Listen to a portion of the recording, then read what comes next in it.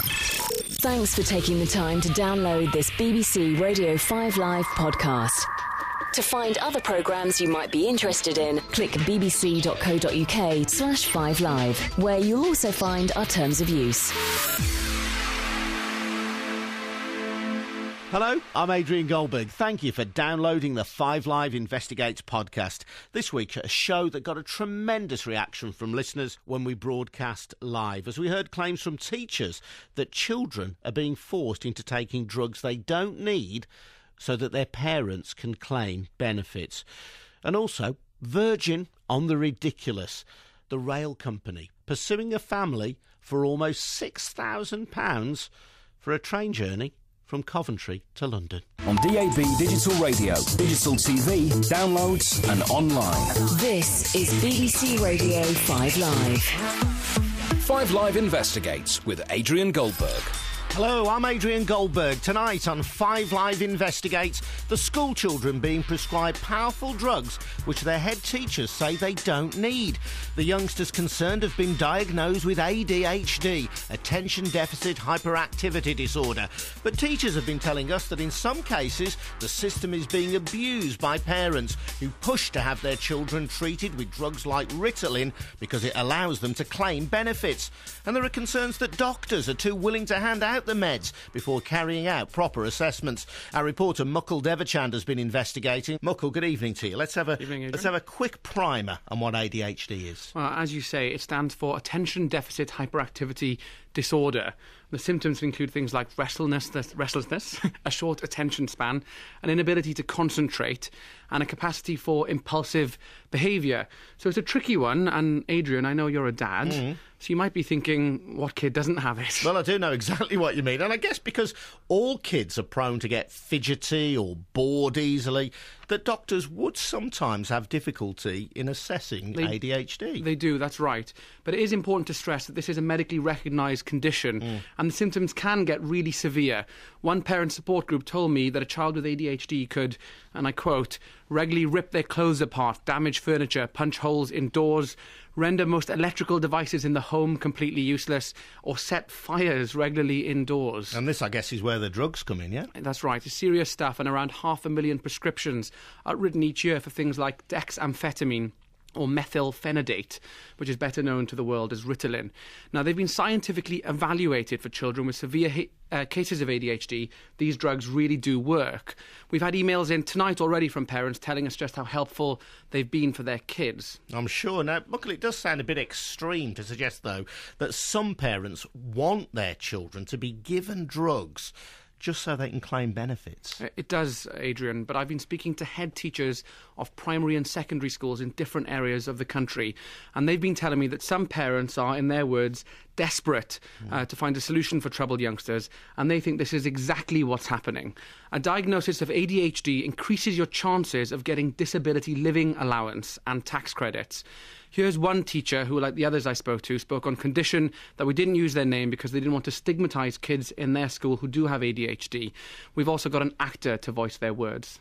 Every child that I've got on medication, we are asked to fill part of the forms that they make as benefits claimants to verify that they have ADHD. So it almost goes hand in hand. So every single child that you have who has ADHD is from a family that's also using that to claim disability living allowance? Yes. I think parents are very well aware of how the system works in terms of obtaining the drugs for their children and the monetary gains that they get through a diagnosis, and in some cases may well use that to obtain it. So even when they go and visit a psychiatrist, you think that they know what they're doing? They know what they're doing. I've got to say yes. And Mukul, I know you've spoken to a number of teachers and medical professionals making the same claims. We've had a lot of reaction as well throughout the day to our article about this subject on the BBC News website. Even more people have contacted us through that to say this is going on. That's right. We've had a lot of emails today. Fred in Warwickshire wrote to us, I currently work within a busy frontline welfare benefit service, and more children are being awarded disability living allowance as they're supposed to have ADHD. He's been working within welfare benefits for 13 years, and people have worked out that if their child can get DLA, they can claim carer's allowance and therefore remain on income support. So thumbs up, says Fred, for bringing this to public attention. Evelyn wrote in and she says, I work with families and agree entirely with the fact that many parents seek diagnosis in order to claim both disability living allowance and carer's allowance also. I used to work as part of a specialist ADHD team in child and adolescent mental health services, and I've witnessed this on numerous occasions. And also, on top of those two, Dee and Tayside has said, I have worked with children with ADHD. On several occasions, I've been asked and refused to complete disability living allowance forms exaggerating disabilities to increase financial income, which resulted in one parent giving an abusive phone call and withdrawing his child from school for some days.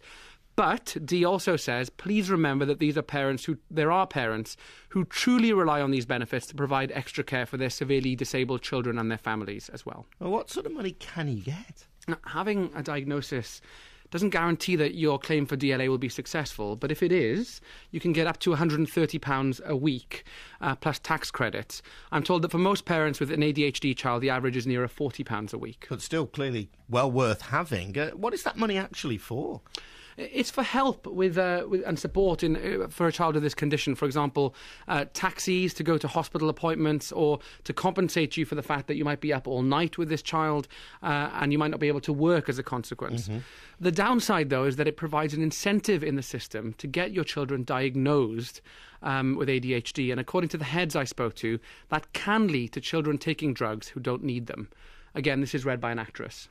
Some parents will exaggerate what exactly is happening at home, particularly in terms of aggressive behaviour, violent behaviour, breaking up furniture and so on, in order to get a care allowance, maybe a 24-hour care allowance. And they will come into school and insist that their behaviour in school is inappropriate when perhaps we don't think it is. See, I think we've got a system for young people who are diagnosed with ADHD which gives them and their parents access to medication and to additional funding to help them in their home. And that's benefits, and that works. However, I think in the absence of any other kind of therapeutic support or any other diagnosis or a greater understanding of what's going on out there, I think there are students on the edge of that who may have behavioural difficulties, who are very quickly being diagnosed, caught up in the entire system for students with ADHD. And they're ending up on medication and ending up in a system which actually they should never have been in. So that is a very disturbing and powerful piece of evidence, Muckle. What does the government have to say about all this? Well, we spoke to the Department for Work and Pensions. They say they're consulting on reform, and they admit that it's not right that a benefit set up to improve lives could be having the opposite impact. OK, well, let's get a word with Dave TRAXSON. Dave is a senior educational psychologist from the West Midlands who believes that these drugs are sometimes misprescribed, and Professor Chris Hollis of Nottingham University and Queen's Medical Centre, a practising child psychiatrist who helped to draft the current NICE guidelines. Good evening to you, Professor Hollis. How are you? Good evening, Adrian. Yeah, what are the dangers of children taking drugs to treat ADHD who don't actually have the condition? Well, I think we need to put this into context, because the evidence actually that the condition is overdiagnosed and children are inappropriately receiving the medication is really very thin indeed. In fact, Well, I have to say it's quite powerful, both from the head teachers that we've spoken to in the preparation of this programme, and indeed I have to say from the vast number of texts and emails that we've received to the programme today supporting our story. Right. I'm really drawing on evidence of large-scale research studies carried out over the last 5 years in the UK, looking at the diagnosis and the accuracy of diagnosis of ADHD, which is when the NICE guidelines are applied and diagnosis is made carefully and systematically, particularly including input from teachers and schools into that process, then it's extremely accurate. And the issue is perhaps more one of underdiagnosis than overdiagnosis. Well, you're currently talking in the UK. about research, long-term study. I mean, this could just be the latest scam that people have got word of. I noticed that in just 2 years, between 2007 and 2009, the number of prescriptions for 16 to 18-year-olds for these kind of drugs, for that group alone, rose by 51%. How do you account for that? Well, the issue there, Adrian, is that not majority of those young people had a diagnosis, but were either dropping out of treatment or were not being treated. The recognition of ADHD persisting into young adult life has really only been made in the last 5 to 10 years. And these Muckle's got a point here. Go on, Muckle. Professor Hollis, could it be that what might be happening is that because of the lack of communication between teachers and because of the way the system is, the wrong people are being diagnosed, that some people may not be being diagnosed, but yet the wrong people may be being diagnosed? Well, this is certainly a possibility, but I can only draw on the evidence that we have rather